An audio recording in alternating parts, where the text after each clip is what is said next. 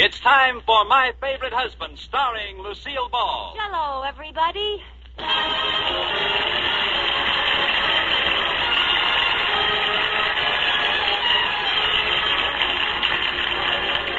Yes, it's the new Gay Family series starring Lucille Ball with Richard Denning.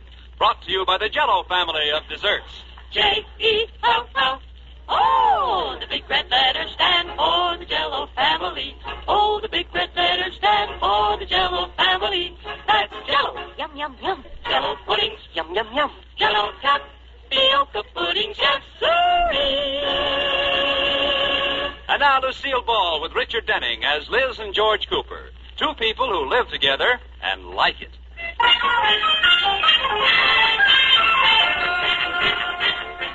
Every day in each American home, an old native custom takes place. An ancient tribal ritual called waking up in the morning. Now, everyone has his own interpretation of how this should be done. For instance, at the Coopers, George opens his eyes, bounds out of bed, flexes his muscles, and says, "Oh, I'm glad I'm alive." And Liz, not to be outdone, opens one eye, looks around, and says, I wish I was dead. And then the daily ritual settles down to serious business as George Cooper is faced with the problem of getting Sleeping Beauty out of bed. Come on, Liz. It's time to get up. Yeah, I am. Just one more. Come on now. Katie's getting breakfast. It's 7:45. Yes, dear. All right. Well, why don't you get up? Why don't you get lost? I'm practically dressed. Oh, sure. How can you sleep so long? You must be part bear.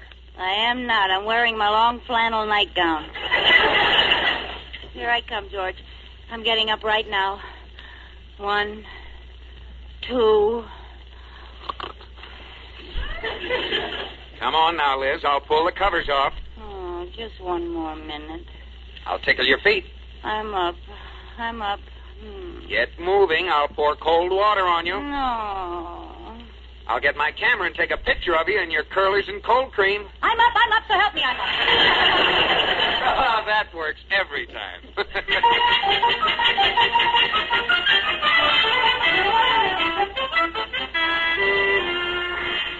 Have you started breakfast yet, Katie? No, Mrs. Cooper. Why? Well, I'd like an extra special breakfast for Mr. Cooper. I have a favor I want from him.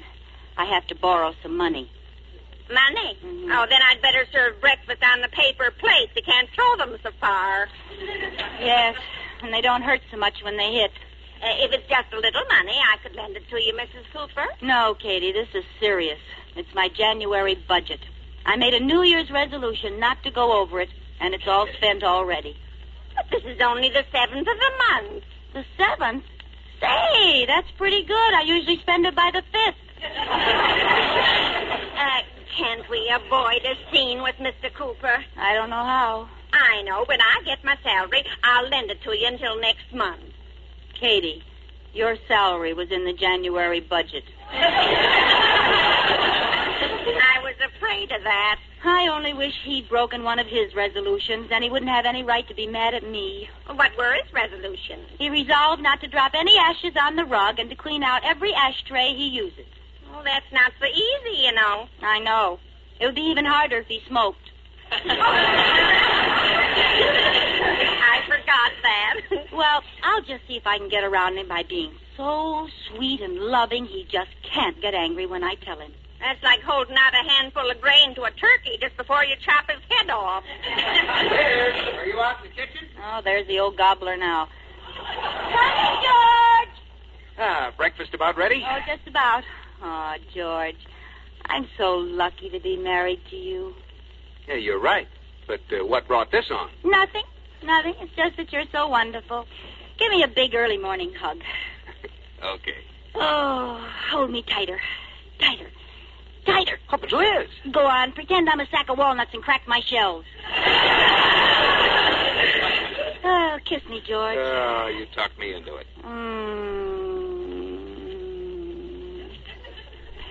George, your kisses are just as good as they were 10 years ago.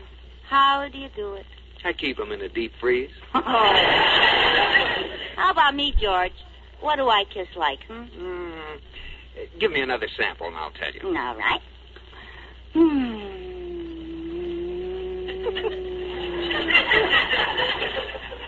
Well, what do I kiss like?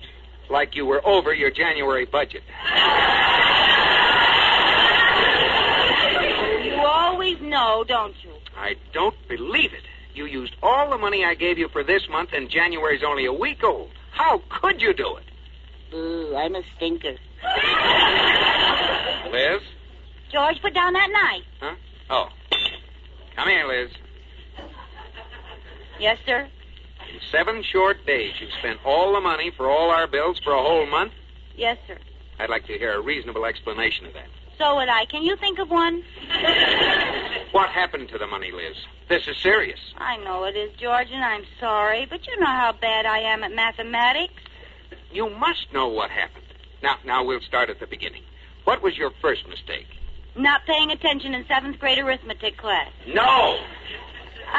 I mean after that. Not paying attention in 8th grade arithmetic class. Liz! George, put down that knife. Now answer my questions. Yes, sir.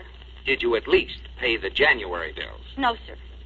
The December bills? No, sir. Ask me if I paid the October bills. Liz, did you pay the October bills? No, sir. At least not all of them. Wait till I put this knife out of my reach. Yes, sir. Now, which ones? I'm not sure. I have my own system for paying bills, you see. I'm a fool to continue this conversation, but what is that system? Well, I take the bills and divide them into 3 piles. Oh, due, overdue, and not due yet. No, have to pay, ought to pay, and doubt if I ever will pay. If they ever hear about this at the bank, I'm washed up. Now, when I sit at the desk, I put the have to pays to my right and the ought to pays to my left. What about the doubt if I ever will? I just throw those over my head onto the floor. Oh, well. Ask a silly question. Yes, sir. Now you've got the bills in 3 groups. What do you do then? Well, I pay the ones on the right. Then if I have any more money, I play eeny, meeny, miny, mo with the bills on the left. It's logical. How does that work out? Well, I'm usually all right through eeny and meeny, but when I get to miny, there isn't any mo. Oh. Well, that system leaves you with a pretty sloppy living room, doesn't it? Yes, sir. What happens to the bills that are on the floor? Oh, I pick them up according to a system developed by Hoover.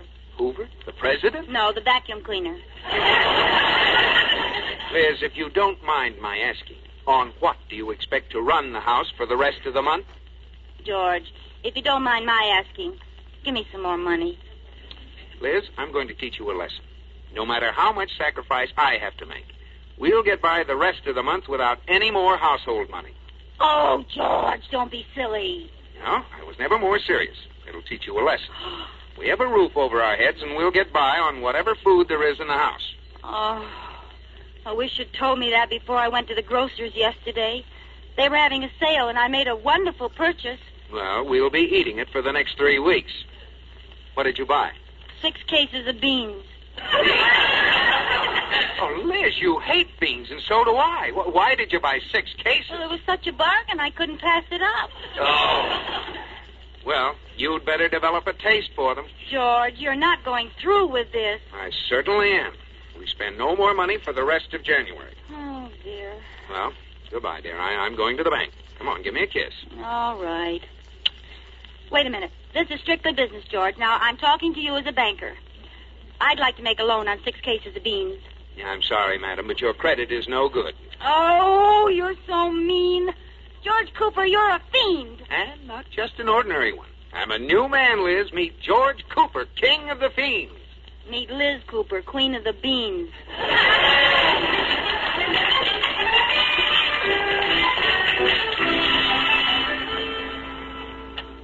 Hey, honey, I'm home. Hi, dear. How'd things go today? Just fine. Didn't have any trouble getting along without cash, did you? None at all. What's for dinner? I have the menu right here. Bean soup, bean salad, baked beans, and for dessert, bean meringue pie. Oh. Why didn't I think of this earlier? Do you want to back out? No, it isn't that. I had beans for lunch.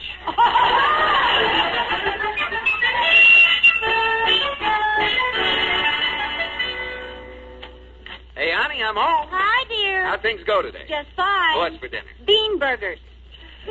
And for dessert, a bean sundae. What's that? Ice cream with beans over it? No. Beans with ice cream over it? Don't be silly. That would be beans a la mode. Well, what's a bean sundae? Beans with beans over them. Oh.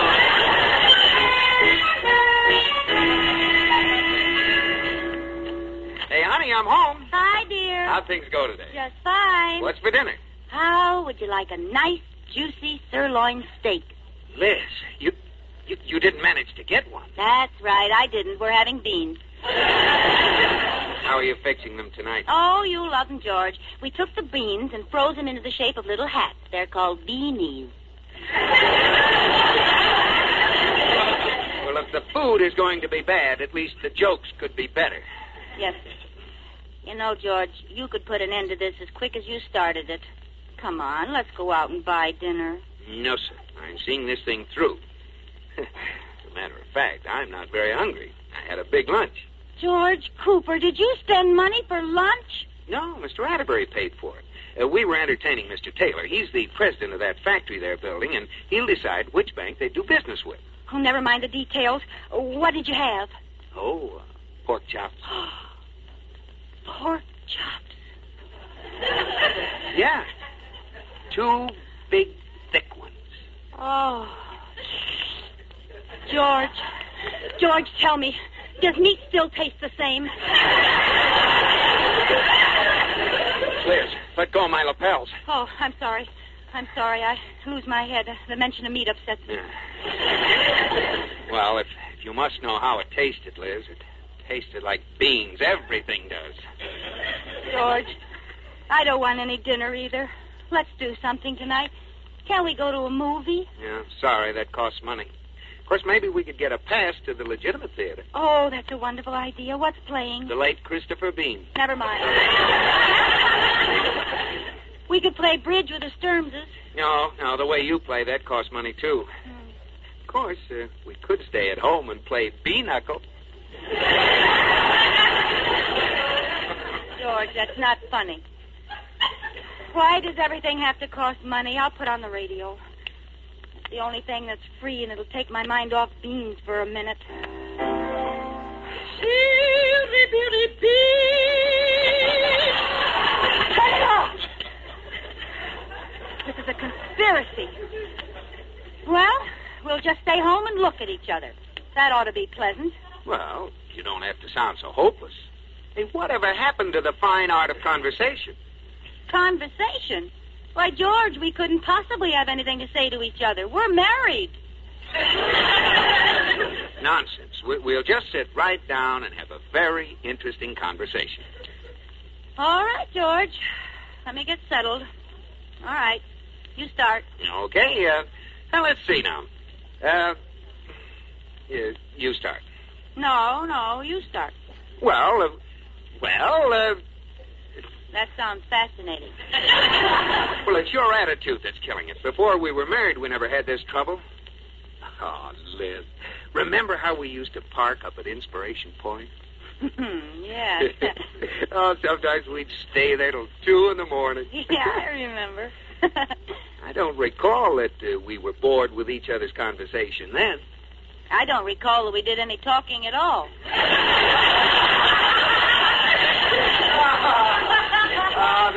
This is more like it. Yeah. Oh, what fun we used to have. Mm-hmm. Remember the time I took you skiing and we were snowed in at that lodge? And the fun we had until they rescued us? What's the matter, Liz? You never took me skiing in your whole life.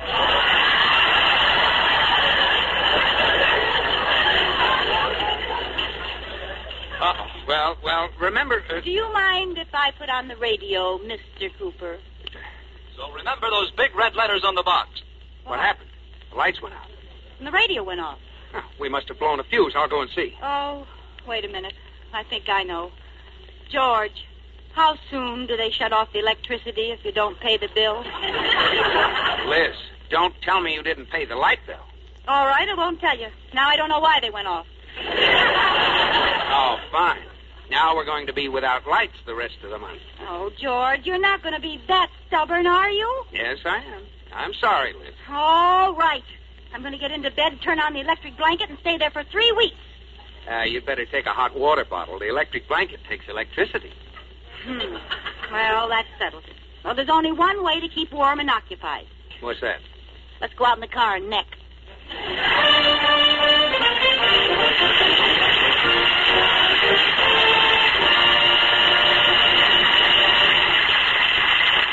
Liz and George will return in just a moment. When the United States was still a young and growing nation, there came forth from all parts of the country idealists to create utopia. For example, there was John Humphrey Noyes, who dreamed up the Oneida Community in New York in 1847. It was designed to do away with sin and greed. In order to keep the community alive, small manufacturing industries were started. By 1880, the community living plan had died, and the industries had grown to great proportion and nationwide reputation. Even though John Noyes' idea had backfired, his efforts provided a contribution to American industry. Another idealist who seemingly had in mind the health and happiness of Americans was Henry Clubb. About 1855, Mr. Clubb got the idea that people would be healthier if they were vegetarians. He thought they'd be happier if they lived in octagon-shaped houses on octagon-shaped parcels of land in octagon-shaped cities. Unfortunately for Mr. Clubb, he decided to establish Octagonal City, the center of the Vegetarian Settlement Company, in a pretty dusty spot in Kansas. After one look at the hardships to be encountered on the barren plains, nearly every one of the subscribers to the vegetarian community went back to the non-vegetarian East Coast. One after another, communal living experiments bloomed, faded, and disappeared. There were the Shakers, the Separatists of Zoar, the Rapetite Harmonists, Brook Farm, and many others, all planned toward better living and better people. Dreamers of the American dream can't be judged merely on the basis of success or failure, for failure can show people of the future what not to do. American men and women built the United States into a great nation because they conceived their ideas and tried them out. This is indeed part of the great American dream, a dream which has become a decisive reality.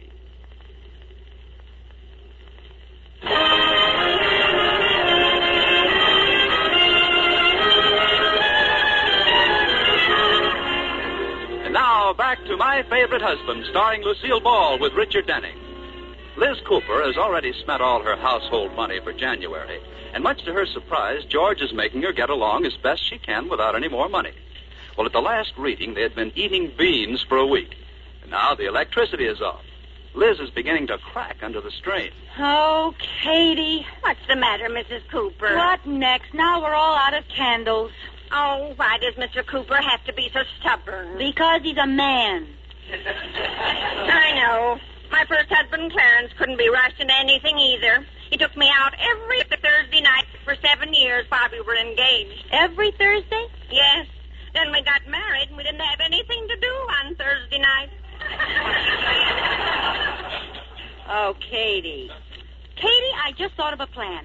I'm going to charge some groceries and tell George I found the money in an old purse. I'll call Rafferty's Grocery. They carry everything, and they always have such good stuff. Rafferty's Grocery and Delicatessen. You can eat it, drink it, chew it, slice it, or smell it. We sell it. Oh, hello, Mr. Rafferty. This is Mrs. George Cooper.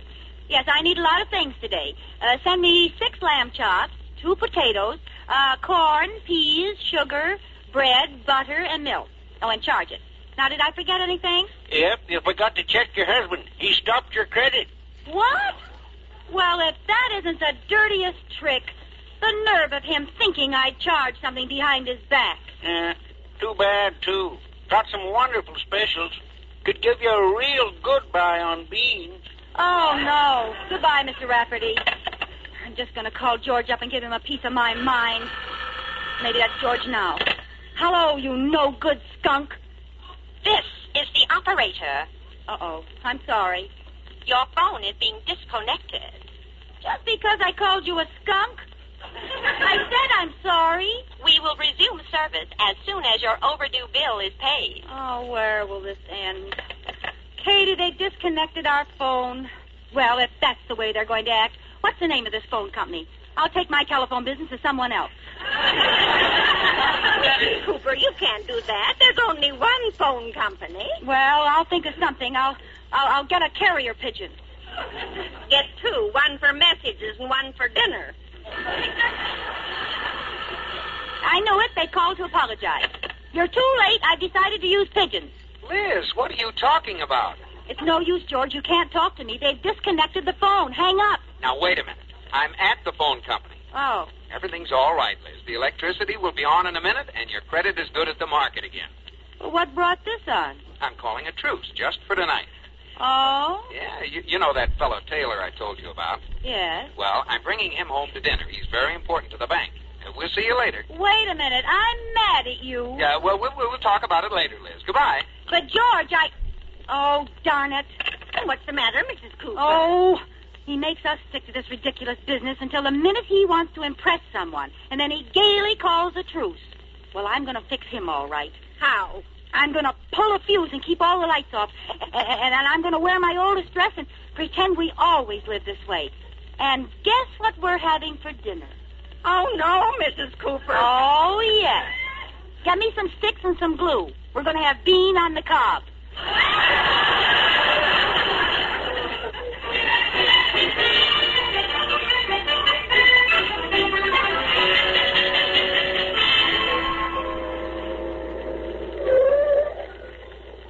Well, here we are, Mr. Taylor. Well, I must say, Cooper, you have a nice-looking place, but are you sure your wife is expecting us? Oh, I'm sure she is. Why? All the lights are out. Well, we're probably dining by candlelight. Yeah. Well, it's wonderful. I can't wait to get a home-cooked meal. You know how it is when you're traveling. Nothing but beans, beans, beans. Oh, you don't need to worry. We won't be having beans tonight. Hey, honey, I'm home. That's funny. No lights, no candles either. Probably a joke of hers. Liz is a great little kidder. Yeah, the lights don't work. Liz, where are you? Yeah, I'll light a match. No one here. Yeah. There's something moving in the corner. Liz, is that you? George, you've come back. You haven't forgotten your poor, starving wife. What? Did you bring some food? A crust of stale bread, a glass of warm water?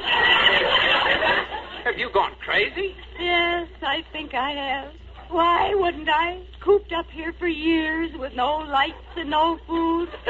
I'm going mad.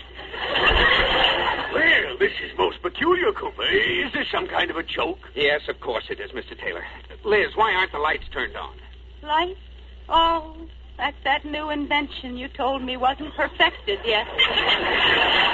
What are you trying to do? Who's that with you? Oh, now stop it, Liz. What will Mr. Taylor think? How do you do, Mr. Taylor? Hello, Mrs. Cooper. Tell me, Mr. Taylor, what's it like out there? Out where? Out there. I've been cooped up here so long. We can't afford a newspaper, and I never get to the movies. Tell me, what happened to Dewey? He lost. Oh, dear. I was sure he'd take Manila.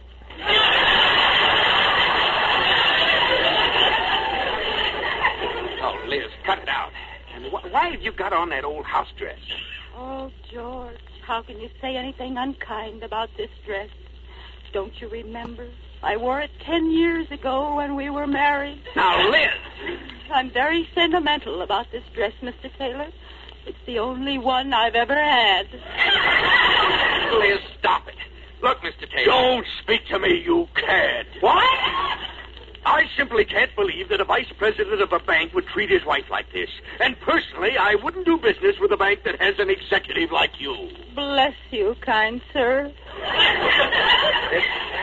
This whole thing is a very unfunny joke my wife is pulling. Now, I'll get our maid and she'll tell you just what's going on. You keep your wife in rags and you have a maid? Oh, she isn't really our maid. He just calls her that. She is, too. Katie, would you please come in here? Coming. Katie, I want you to tell this gentleman what's going on in this house. All right. But first, what about me, son? Didn't you bring some bread for your poor old mother? Oh,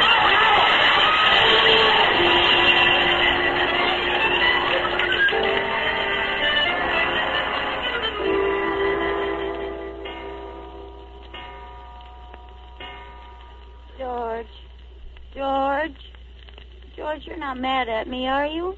I haven't decided. Now let me go to sleep. Well, you'll have to admit I gave Mr. Taylor a beautiful steak dinner. Oh, sure. After you had your fun. Well, maybe you won't be mad at me when I tell you I've got my accounts all straight. I don't owe a cent to anyone. I'm afraid to ask, but how did you manage that? I wrote an article and sold it to the daily paper. An article? Mm-hmm. What about? 100 different ways to fix beans.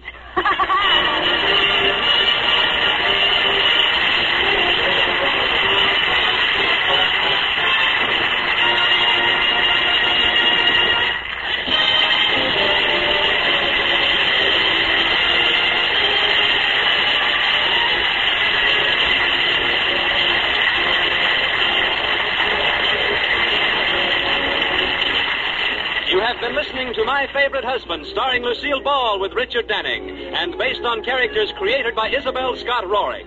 Tonight's program was produced and directed by Jess Oppenheimer, who wrote the script with Madeline Pugh and Bob Carroll Jr. Original music was composed by Marlon Skiles and conducted by Wilbur Hatch. The part of Katie the Maid was played by Ruth Parrott. Lucille Ball will soon be seen in the Paramount Pictures' Sorrowful Jones. Be sure to listen to Lucille Ball in My Favorite Husband next week. Bob Lamont speaking. This is CBS, the Columbia Broadcasting System.